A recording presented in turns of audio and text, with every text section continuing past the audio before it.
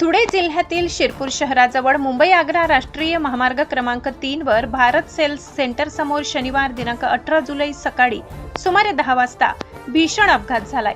अजमेर येथून देवदर्शन करून नाशिककडे परतणाऱ्या इनोव्हा क्रिस्टा कारला भरधाव कंटेनरने धडक दिल्याने 2 जणांचा मृत्यू झालाय तर 5 जण जखमी झाले।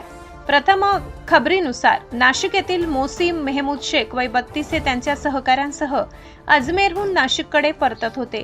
शिरपूर फाट्याजवळ भारत सेल्स सेंटर समोर त्यांच्या पुढे जात असलेल्या MH20 EG 2447 क्रमांकाच्या कंटेनर चालकाने निष्काळजीपणे वाहन चालवत अचानक वळण घेतल्याने इनोव्हा क्रिस्टा MH5 CC 1001 कंटेनरवर आदळली। या भीषण अपघातात मोइनुद्दीन रफिक सय्यद वय 30 आणि नवाज सादिक शेख वय 27 यांना गंभीर दुखापत झाली।